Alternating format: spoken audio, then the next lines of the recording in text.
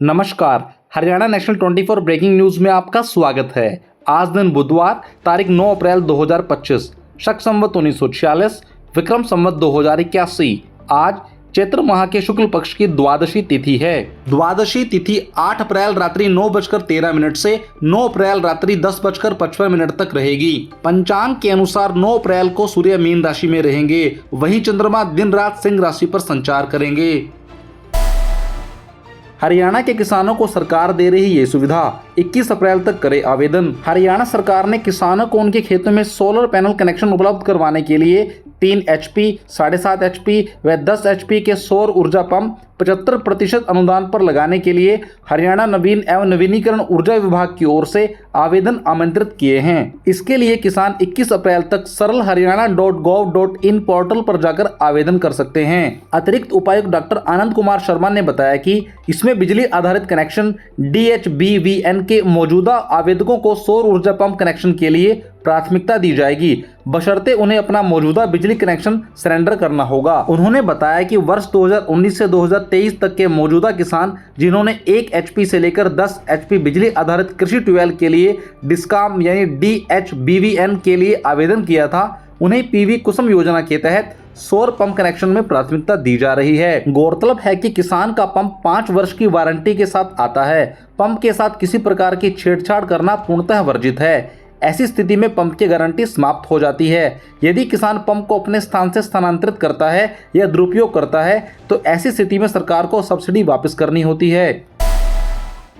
फरीदाबाद में बनेगा मातृ एवं शिशु अस्पताल, इन सुविधाओं से होगा लैस। गौरतलब है कि मुख्यमंत्री की अध्यक्षता वाली प्रदेश सरकार की हाई पावर परचेज कमेटी से बजट को मंजूरी मिलने के बाद जिला नागरिक बादशाह खान अस्पताल में अलग से मातृ एवं शिशु अस्पताल बनाने का रास्ता साफ हो गया है। स्वस्थ समाज की दृष्टि से बेहद महत्वपूर्ण इस परियोजना पर अब तेजी से काम शुरू हो गया है। इस परियोजना के पूरा होने पर जच्चा बच्चा को बेहतर स्वास्थ्य सेवाएं मिलेंगी और इससे मृत्यु दर में भी कमी आएगी। इस पर 161 करोड़ रुपए की लागत आएगी और लोक निर्माण विभाग द्वारा इसका एस्टीमेट भी बना लिया गया है। अब अस्पताल भवन का शिलान्यास कभी भी हो सकता है। मदर एंड चाइल्ड हॉस्पिटल बनने से यह तय हो गया है कि गर्भवती महिलाओं को गंभीर हालत में यहां से रेफर नहीं किया जाएगा। समय से पहले जन्मे बच्चों का बेहतर इलाज हो सकेगा।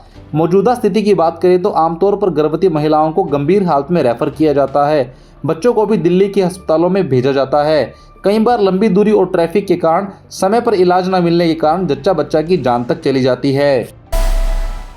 हरियाणा स्वास्थ्य विभाग को आशा वर्करों की चिंता नहीं, काम का बोझ तो बढ़ा लेकिन 6 महीने से मानदेय नहीं मिला। बता दें कि हरियाणा के विभिन्न जिलों में काम करने वाली करीब 20,000 आशा वर्करों पर काम का बोझ तो लगातार बढ़ रहा है, लेकिन उन्हें पारिश्रमिक समय से नहीं दिया जाता। आशा वर्करों के काम की रिपोर्ट तैयार करने के लिए बनाई गई सरकारी ऐप में 40 तरह के काम दर्ज हैं। इसके अलावा भी केंद्र व राज्य सरकार के विभिन्न सर्वेक्षण कार्यों में आशा वर्करों की मदद ली जाती है, मगर उन्हें समय से पारिश्रमिक देने की चिंता स्वास्थ्य विभाग की ओर से नहीं की जा रही। किसी जिले में आशा वर्कर को 3 माह से और किसी जिले में 6 माह से पारिश्रमिक नहीं मिला है। पारिश्रमिक के अभाव में आशा वर्करों को जीवन यापन करने में काफी परेशानी का सामना करना पड़ता है। BPL और अनुसूचित जाति वर्ग की महिलाओं की संस्थागत प्रसूति पर 1500 रुपए देने का प्राविधान है, ताकि यह महिलाएं जच्चा बच्चा की अच्छे से देखभाल कर सकें। लेकिन 1500 रुपए की इस राशि को प्राप्त करने के लिए स्वास्थ्य विभाग के अधिकारियों ने इतनी शर्तें लगाई हुई हैं कि अधिकतर महिलाएं इस राशि के लाभ से वंचित रह जाती हैं। आशा वर्करों को प्रत्येक संस्थागत प्रसूति पर 300 रुपए का लाभ प्रदान करने का प्राविधान है। स्वास्थ्य विभाग की ओर से आशा वर्करों की इस राशि को पिछले 4 माह से भुगतान नहीं किया गया है। हरियाणा की आशा वर्करों की इन सभी समस्याओं के समाधान को लेकर आशा वर्कर यूनियन के राज्य स्तरीय प्रतिनिधि मंडल ने मंगलवार को चंडीगढ़ में स्वास्थ्य सचिव सुधीर राज्यपाल के साथ बैठक की। स्वास्थ्य विभाग के अतिरिक्त मुख्य सचिव सुधीर राज्यपाल ने इस प्रस्ताव को सरकार के संज्ञान में लाने का भरोसा दिलाया। यूनियन की पदाधिकारियों ने सरकार से अनुरोध किया कि आशा वर्करों के लिए निर्धारित ऐप के संचालन और उस पर प्रोफार्मा भरने की प्रक्रिया को सरल बनाया जाए। कांग्रेस का 84वां अधिवेशन, राहुल गांधी बोले हम दलित मुस्लिम ब्राह्मण में उलझे, ओबीसी हमारा साथ छोड़ गए। गौरतलब है कि कांग्रेस कार्य समिति की बैठक में मंगलवार को राहुल गांधी ने कहा कि हम दलित मुस्लिम और ब्राह्मण में उलझ रहे हैं और ओबीसी हमारा साथ छोड़ गया। मीडिया रिपोर्ट के मुताबिक राहुल ने यह भी कहा, हम मुस्लिमों की बात करते हैं, इसलिए हमें मुस्लिम प्रस्त कहा जाता है। हमें ऐसी बातों से डरना नहीं है, बल्कि मुद्दे उठाते रहना है। कांग्रेस अध्यक्ष मल्लिकार्जुन खड़गे ने कहा, भाजपा और संघ के लोग गांधी जी का चश्मा और छड़ी चुरा सकते हैं, लेकिन उनके आदर्श नहीं चुरा सकते। सरदार वल्लभ भाई पटेल की विचारधारा आरएसएस के विचारों के विपरीत है। यह हास्यास्पद है कि आज वह संगठन जिसका स्वतंत्रता संग्राम में कोई योगदान नहीं है, उनकी विरासत का दावा कर रहा है। खड़गे ने आरोप लगाया कि आज भाजपा और संघ के लोग गांधी से जुड़ी संस्थाओं पर कब्जा कर रहे हैं और उन्हें उनके वैचारिक विरोधियों को सौंप रहे हैं। उन्होंने वाराणसी में सर्व सेवा संघ पर भी कब्जा कर लिया है। आज सभी जानते हैं कि गुजरात विद्यापीठ में क्या हुआ। खड़गे ने आरोप लगाया कि गांधीवादी और सहकारी आंदोलन के लोगों को हाशिए पर रखा जा रहा है। ऐसी सोच रखने वाले लोग गांधी जी का चश्मा चुरा सकते हैं, छड़ी मार सकते हैं, लेकिन वे कभी भी उनके आदर्शों का पालन नहीं कर सकते। उन्होंने आगे भाजपा पर आरोप लगाते हुए कहा कि राष्ट्रीय नायकों को लेकर एक सुनियोजित साजिश रची जा रही है। कांग्रेस पार्टी के खिलाफ माहौल बनाया जा रहा है, जिसका पिछले 140 वर्षों से देश की सेवा और लड़ाई का गौरवशाली इतिहास रहा है। हरियाणा में मंत्री के सामने गिड़गिड़ाई रेप पीड़िता, बोली पुलिस डॉक्टरों ने रिश्वत लेकर मामला दबाया, मंत्री नरबीर ने बाहर निकलवाया। पुलिस बोली सबूत नहीं मिले। बता दें कि हरियाणा के नूंह में सोमवार को कष्ट निवारण समिति की बैठक में फरियाद लेकर पहुंची रेप पीड़िता और उसके पिता ने पुलिस अधिकारियों और डॉक्टर को रिश्वतखोर बताया। रेप पीड़िता का आरोप है कि शिकायत सुन रहे मंत्री राव नरबीर सिंह ने उनकी बात नहीं सुनी और बाहर निकलवा दिया। इसके बाद पिता और बेटी मंत्री के साथ साथ अधिकारियों को भी खरी खोटी सुनाते हुए बाहर निकल गए। समिति की पूरी कार्रवाई के दौरान मंत्री राव नरबीर सिंह ने मीडिया के कैमरों को बंद करवा दिया था, मगर बैठक में मौजूद किसी व्यक्ति ने अपने मोबाइल से चुपके से वीडियो बना लिया।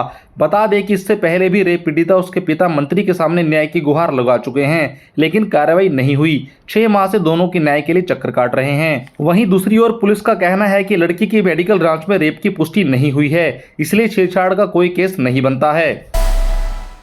कुमारी शैलजा ने प्राइवेट स्कूलों के नाम पर भाजपा को घेरा, अब प्राइवेट स्कूलों पर होगी सख्ती। यूनिफॉर्म बदलने, महंगी किताबें, वाटर बोतल समेत 6 निर्देश, पेरेंट्स कर सकेंगे कंप्लेंट। गौरतलब है कि सिरसा की सांसद कुमारी शैलजा ने भी निजी स्कूलों में हो रही अवैध वसूली का मुद्दा उठाते हुए भाजपा सरकार को घेरा था। शैलजा ने कहा था कि सरकार आंखें बंद कर तमाशा देख रही है। कुमारी शैलजा की इस बात का अब असर देखने को मिला है।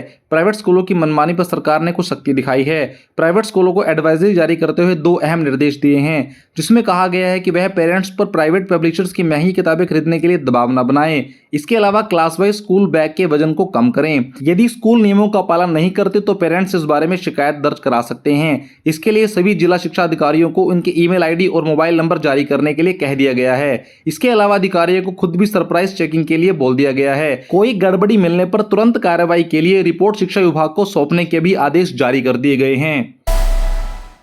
हरियाणा का मौसम, 40 डिग्री का टार्चर झेलने के लिए हो जाइए तैयार। 9 अप्रैल तक लू चलने को लेकर येलो अलर्ट जारी। गौरतलब है कि बढ़ती गर्मी और निर्माण कार्यों की धूल ने मिलकर गुरुग्राम, फरीदाबाद और पूरे हरियाणा की आबोहवा इस कदर बिगाड़ दी है कि इसका असर अब सेहत पर भी पड़ने लगा है। अस्पताल में वायरल फीवर, सांस से संबंधित दिक्कतें, त्वचा की एलर्जी और सिरदर्द की शिकायत लेकर रोजाना बड़ी संख्या में मरीज पहुंच रहे हैं। ऐसे में डॉक्टरों ने सलाह दी है कि खुद का बचाव करें। हरियाणा के लोगों को गर्मी इस बार बहुत परेशान कर सकती है। मौसम विभाग की माने तो 40 डिग्री तापमान झेलने के लिए तैयार हो जाइए। सोमवार के आसपास कुछ शहरों में तापमान 39 डिग्री के तक पहुंच गया। बढ़ती गर्मी को लेकर लोगों को एहतियात बरतने की सलाह दी गई है, ताकि वे लू की चपेट में ना आए। शेयर बाजार में 3 दिन बाद लौटी तेजी, सेंसेक्स 1100 अंक चढ़ा, 7.42 लाख करोड़ रुपए का मुनाफा। गौरतलब है कि लगातार 3 दिनों की गिरावट के बाद शेयर बाजार ने 8 अप्रैल को शानदार वापसी की। चौतरफा खरीदारी के बीच सेंसेक्स 1100 अंक चढ़कर बंद हुआ। वहीं निफ्टी एक बार 22,500 के पार पहुंच गया। निफ्टी के सभी 13 प्रमुख सेक्टोरल इंडेक्स भी 2% से अधिक चढ़कर बंद हुए। इसके चलते निवेशकों की संपत्ति दिन भर में 7.5 लाख करोड़ रुपए बढ़ गई। बाजार की यह तेजी एक दिन पहले के भारी क्रैश के बाद आई, जिसमें करीब 16 लाख करोड़ रुपए की संपत्ति खाक हो गई थी। मार्केट एक्सपर्ट का कहना है कि शेयर बाजार के सामने अभी ट्रेड वार और ग्लोबल मंदी जैसी चुनौतियां बनी हुई हैं, जिसके चलते अभी शॉर्ट टर्म में अस्थिरता बनी रहेगी।